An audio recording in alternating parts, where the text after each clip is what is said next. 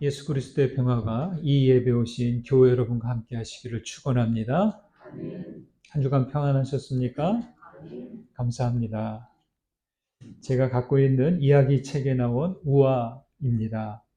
한 연못에 개구리, 물방개, 소금쟁이, 물매미, 우렁이 이러한 여러 동물들이 어우러져 살고 있었습니다.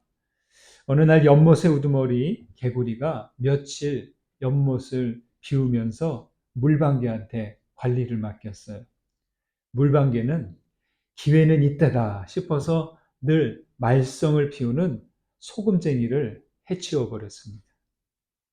그리고 한동안 조용한 듯 했는데 이번에는 물매아미가 나서서 설쳐댑니다.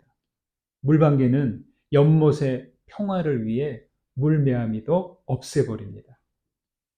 그런데 또 얼마 지나지 않아서 우렁이가 비틀비틀거리면서 술주정을 부렸습니다.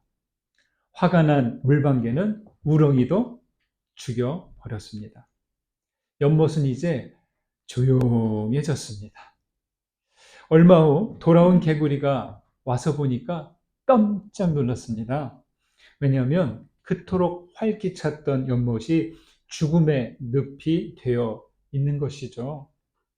왜 이렇게 되었느냐고 묻자 물방개가 대답합니다. 우리 연못의 평화를 위해 말썽 부리는 녀석들을 없애버렸습니다. 개구리가 크게 한탄하면서 말합니다.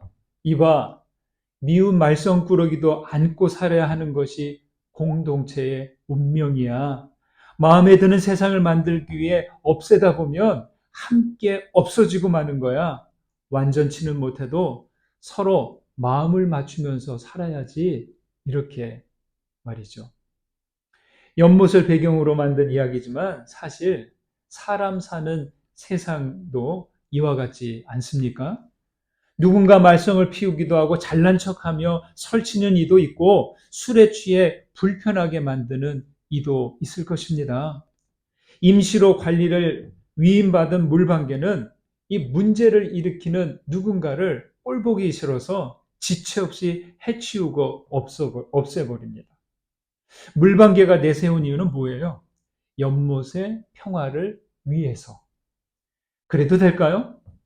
마음에 들지 않는 타자를 없애도 되는 그런 평화는 없습니다. 힘과 무력으로 얻는 평화는 그거 가짜 평화예요. 참 평화가 될 수 없습니다. 이 이야기는 자기 눈에 거슬리는 대상이 없어졌으면 하는 생각이 얼마나 위험하고 무서운 것인지를 잘 보여주고 있습니다. 이 이야기 제목, 죽은 연못입니다. 미워도 마음에 들지 않아도 배제하지 않고 어울려 사는 그런 세상이어야 하는데 물박에는 이 어울림, 함께 이 말이 무슨 뜻인지 모르고 있는 거죠. 타자의 존재 이유, 그 존재 여부를 우리 사람이 판단할 수 없다는 겁니다. 아무리 믿고 싫어도 그 사람이 없어져도 된다고 말할 수 없습니다. 그것은 하나님의 영역에 해당하는 일이죠. 인생을 혼자서 살아낼 수 없죠. 나 홀로 모든 필요를 채우지 못하기 때문이고 내가 찾는 것을 누군가 가지고 있고 내가 모르는 길을 알려주는 사람이 있어야 하기 때문입니다. 예수께서는 무엇이든지 남에게 대접을 받고자 하는 대로 남을 대접하라 이렇게 말씀하셨죠.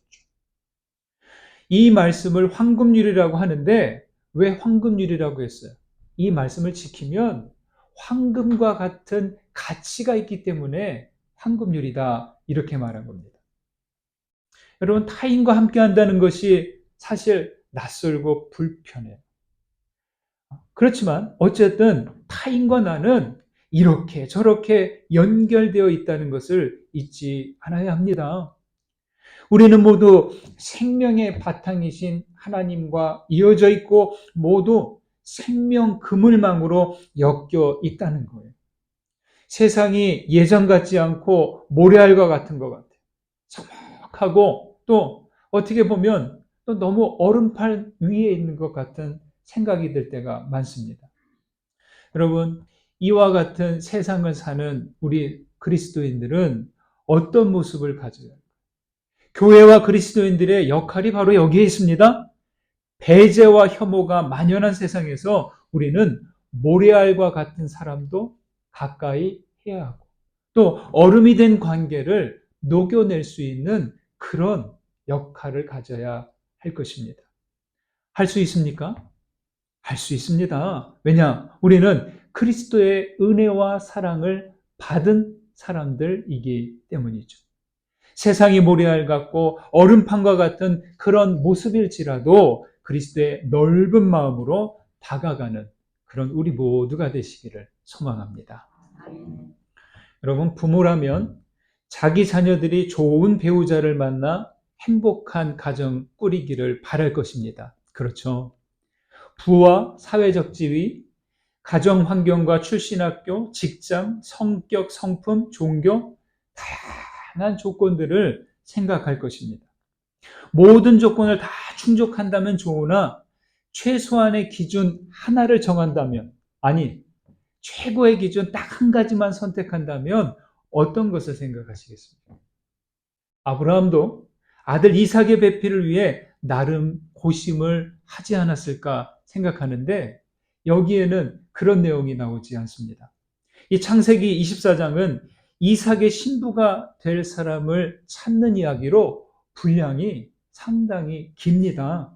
그냥 보면 이삭이 리브가를 아내로 맞아들이는 단순한 이야기인 것 같은데 여기에는 아주 중요한 핵심 메시지가, 성경의 핵심 메시지가 들어가 있다는 겁니다. 아브라함은 사라를 먼저 하나님께 보내고 나서 아들 이삭의 결혼을 더 이상 늦추면 안 되겠다라고 생각합니다.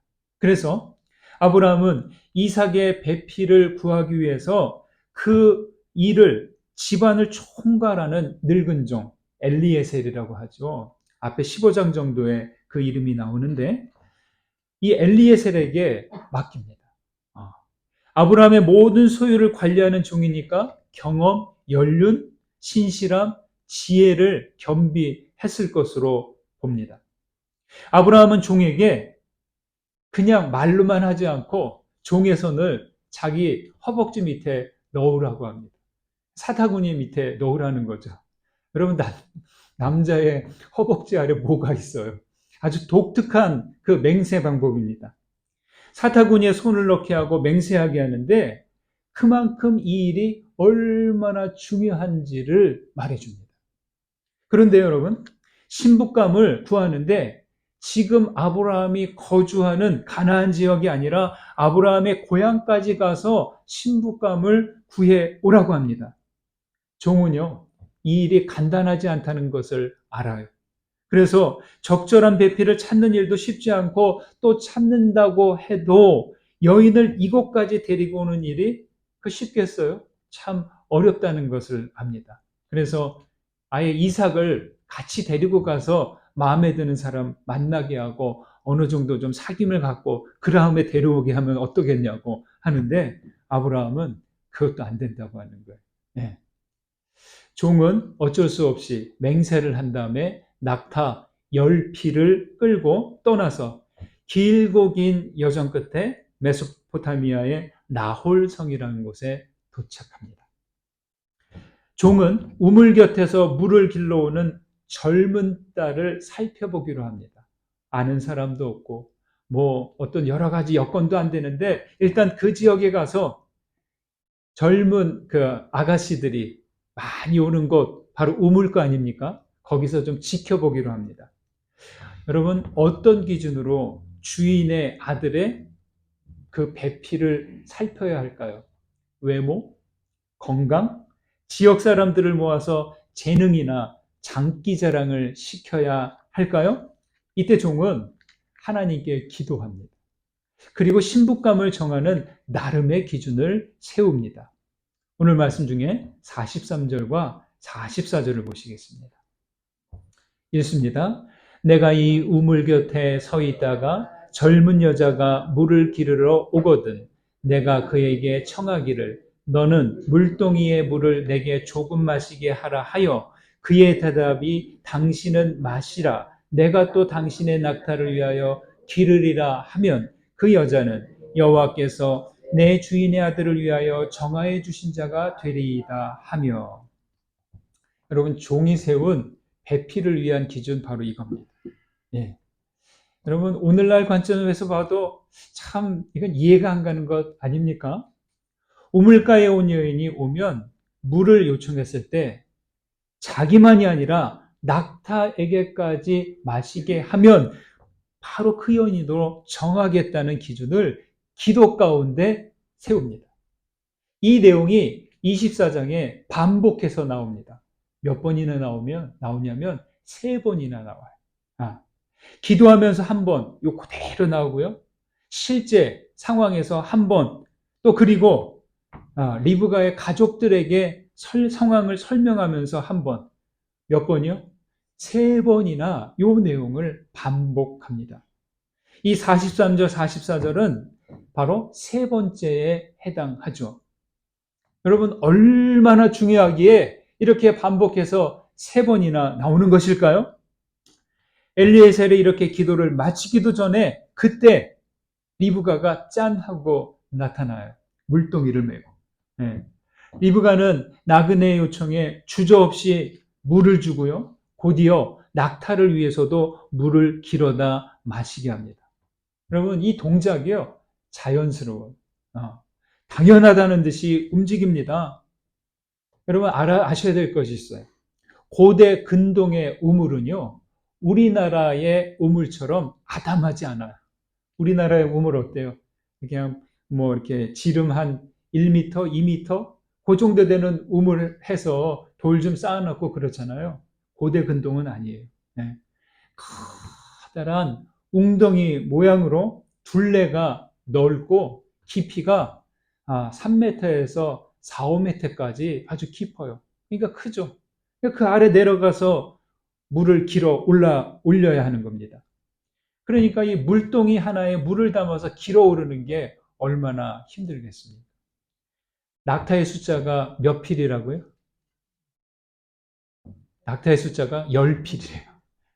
그러면 사람이야 약간 두세 잔이면 이 목마름이 해갈되겠지만 낙타가 물을 얼마나 마시겠어요?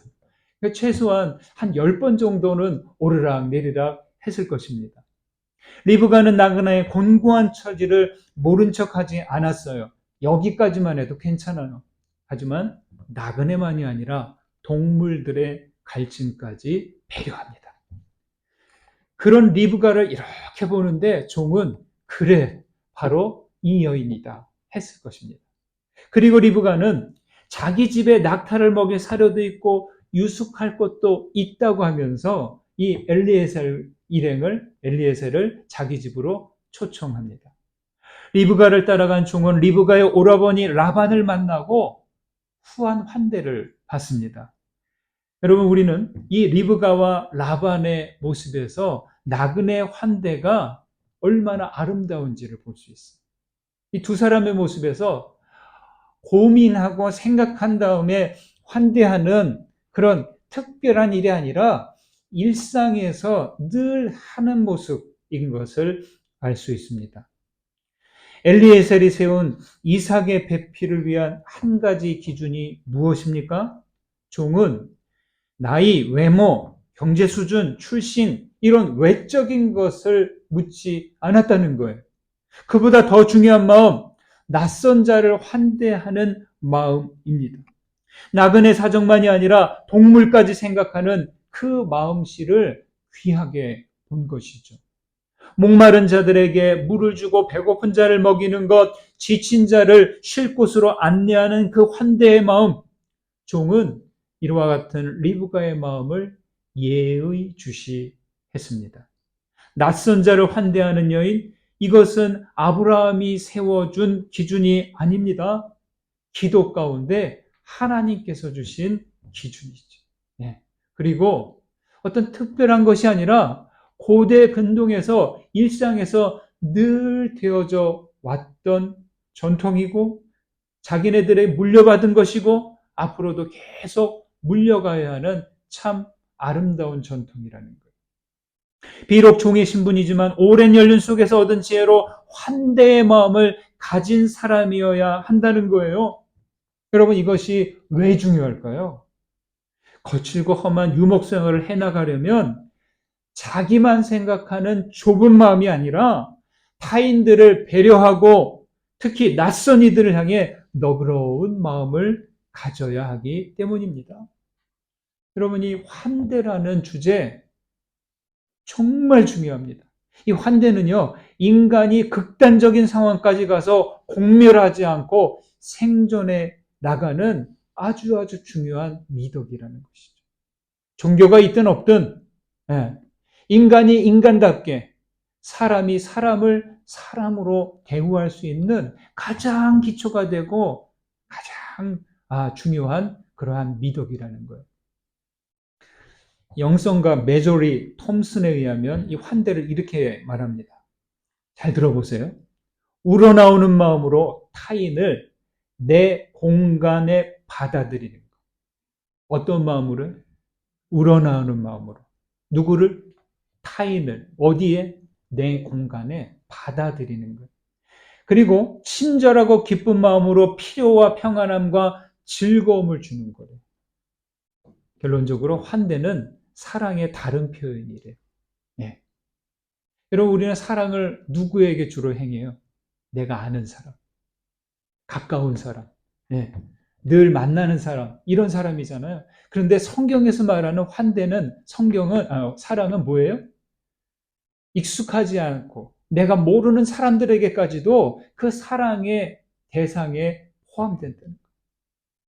여기서 타인은 나를 제외한 모든 사람이에요. 특히 고대에서는 낯선 사람, 나와 적대적인 관계에 있는 사람에게도 이 환대가 적용되어야 한다는 의무가 있었어요. 그리고 나의 공간은 어디예요? 내가 사는 집만이 아니라 나의 생각, 감정, 경청하고 이해하는 내 마음의 자리도 환대에 해당한다고 합니다. 본질적으로 환대는 사랑의 다른 표현이에요. 환대 뒤에는 환대하는 마음이 있어요.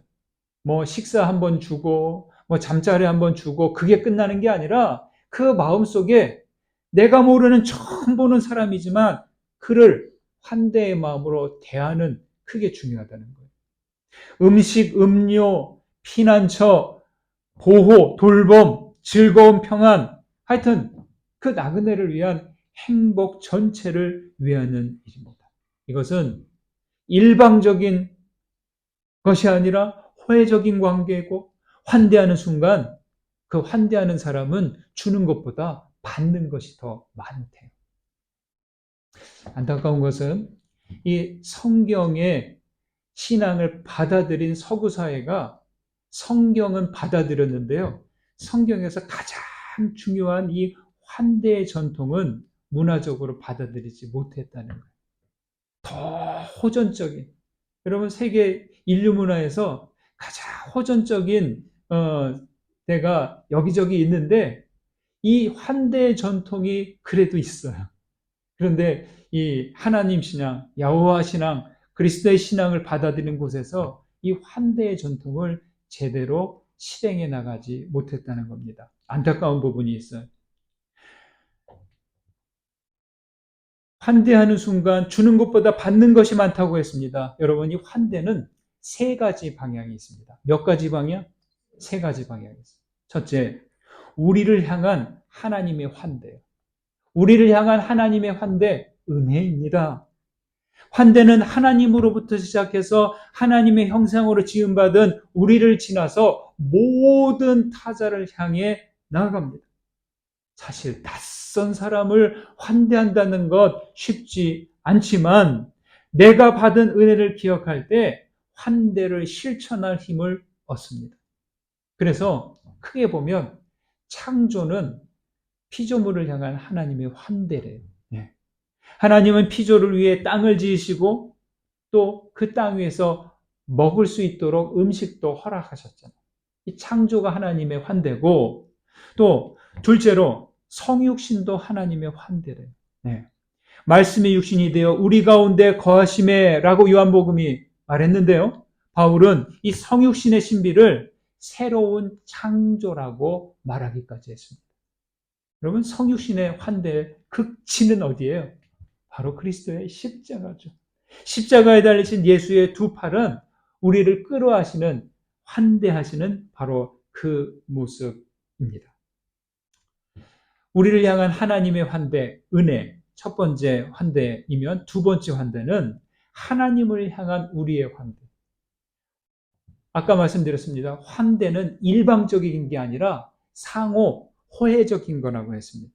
우리가 환대받았으니까 그 환대하신 이를 향해서 우리도 환대해야 돼요. 그게 뭐냐면 받아들임과 반응이에요. 나에게 은혜 베푸신 분, 나에게 창조 생명을 주신 분, 이 땅에 존재하게 하신 그 하나님을 인정하고 받아들이는 거예요. 하나님이 주신 것을 받아들일 수 있어야 돼요. 은혜를 무시하거나 거절한다면, 그리고 받은 은혜를 값싸게 여긴다면 주님의 마음이 얼마나 아프실까요?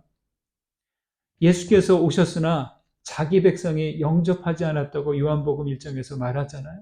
그러면 이때 얼마나 하나님의 마음이 아프셨을까요? 많은 사람들이 지금도 그 하나님의 사랑을 받아들이지 않으려고 이런저런 핑계를 댑니다. 마음이 분열되고 다른 것에 몰두하면서 애써 모른 척하고 있습니다. 마르다와 마리아는 예수님을 영접했어요. 주님을 가까이에서 말씀으로 경청하고 환대했습니다. 여러분, 우리를 향한 환대와 하나님을 향한 환대는 동시에 되는 거예요. 우리가 은혜를 받음으로 하나님을 긍정하는 거예요. 그 은혜를 받아들일 때 하나님을 향한 우리의 환대도 나아가는 것입니다. 자, 우리를 향한 환대, 하나님을 향한 환대, 수직적인 환대죠. 자, 그럼 세 번째 환대는 뭘까요? 바로 사람들을 향한 환대입니다. 사람들을 향해 가야 됩니다. 그것이 뭐예요? 공감과 연민입니다. 믿음은 하나님과 내가 환대의 관계를 맺는 거예요. 그렇다면 가정과 직장에서 교우들과 이웃들을 향해서도 환대하는 마음가짐으로 대할 줄 알아야 됩니다. 환대의 기본 자세는 사랑의 기초를 둔 친절과 배려입니다. 사랑에 기초한 친절과 배려입니다. 여러분 이거 잘 기억하십시오. 그런데요, 자기 감정, 우리 사람의 감정과 느낌으로는 누구도 나의 마음에 쉽게 들이지 못합니다. 나의 심리 영역, 사람의 마음이 그래요. 그렇지 않습니까?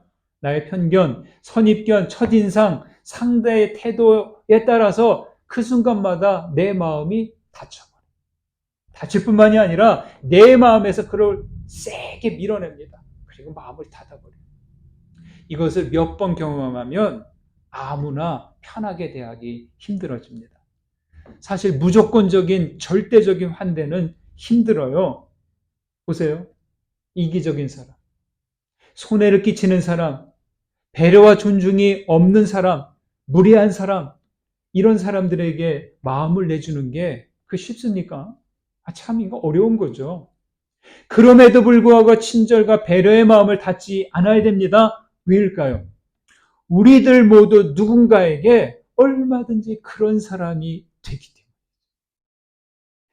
그리고 하나님과 그리스도는 우리가 죄인일 때 우리와의 거리를 두지 않고 공감과 연민으로 다가오십니다.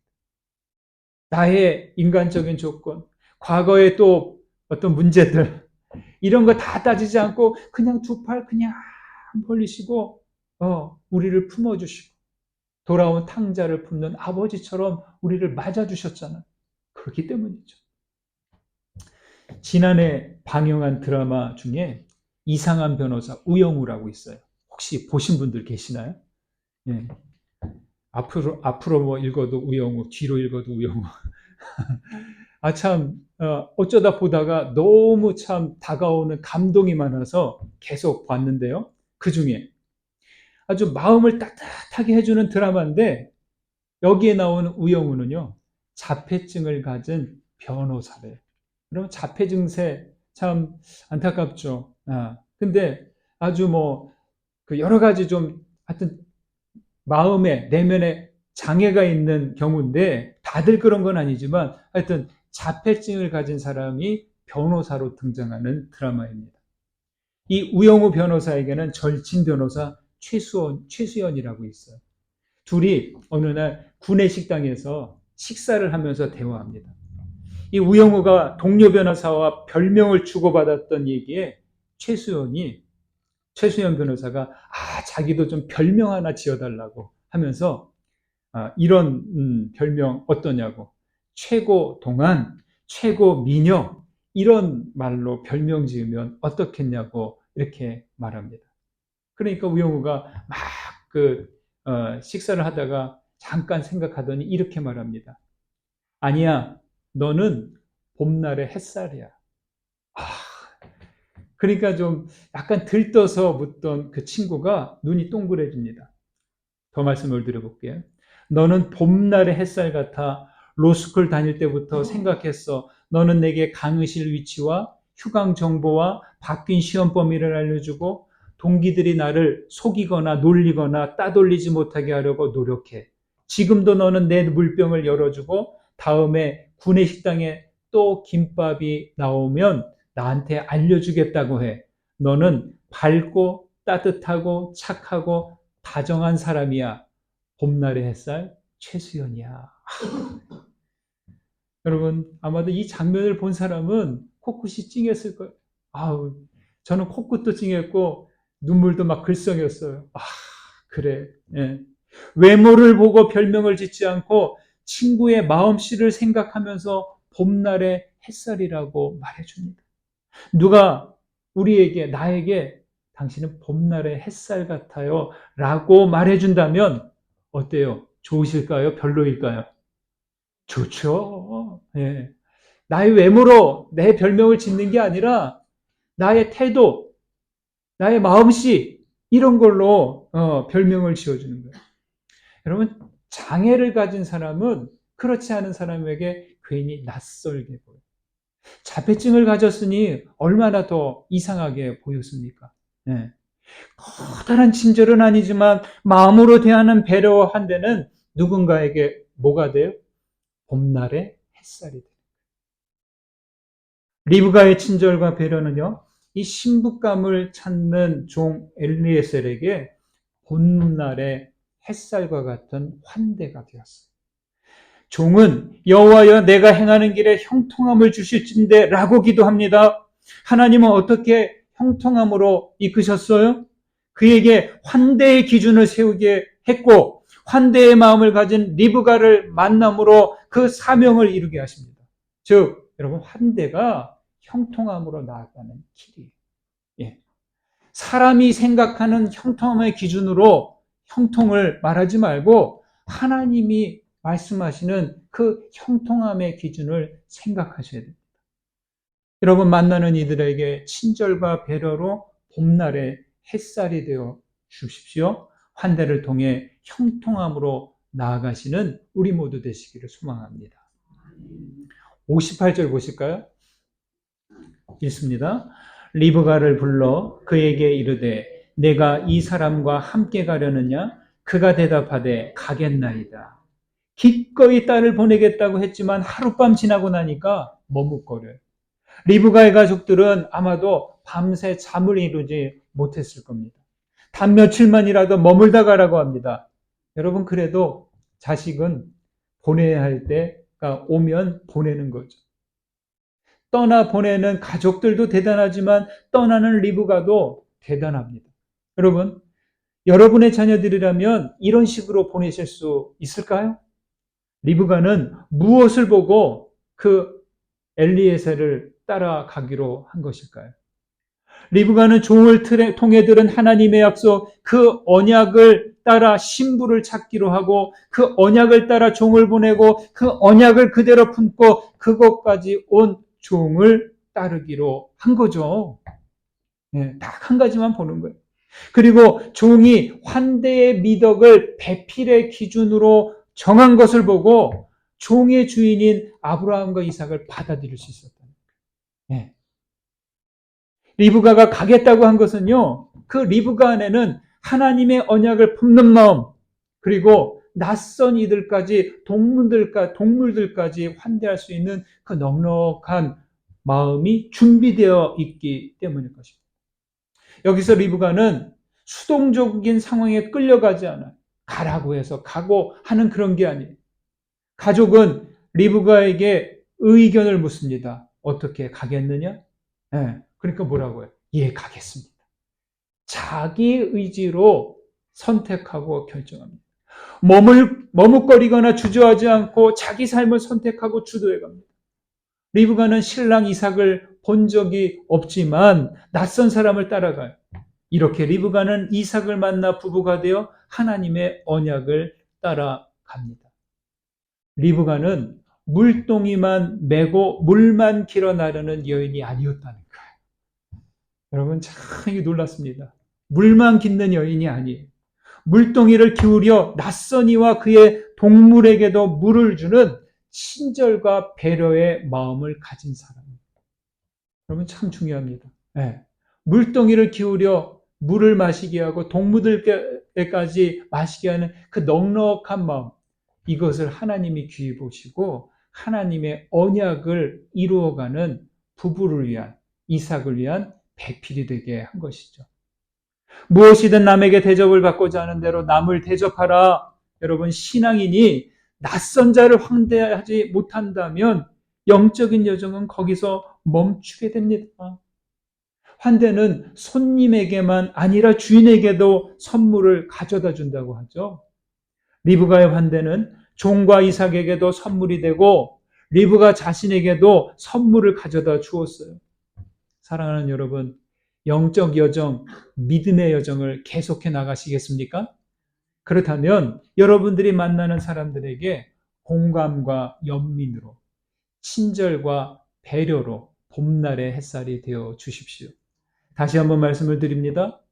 우리 모두가 봄날이 햇살이 되시고 하나님의 형통함으로 계속 믿음의 여정 해나가시기를 주의 이름으로 축원드립니다. 받은 은혜 생각하면서 거듭의 기도 드리십니다. 말씀 가운데 울림이 되고 깨달아진 거 있으시면 붙으시고 하나님께 기도로 올려드리십시오. 기도합니다.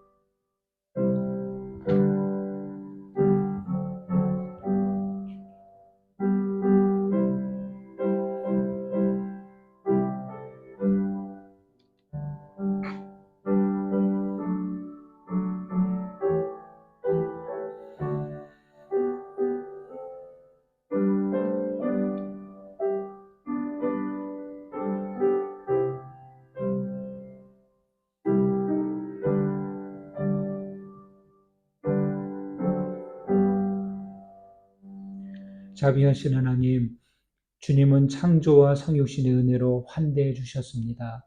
주님, 우리가 받은 환대가 우리에게서 멈추지 않고 하나님을 향해 이웃들 향해 나아가도록 하옵소서. 친절과 배려, 공감과 연민으로 이웃을 향해 손 내밀어 봄날의 햇살과 같은 주님의 자녀 되게 하옵소서. 리브가가 낯선 이를 환대함으로 선물을 얻었듯이 우리도 환대의 마음으로 선물을 얻고 형적 여정을 계속하게 하옵소서. 예수님의 이름으로 기도드립니다. 아멘.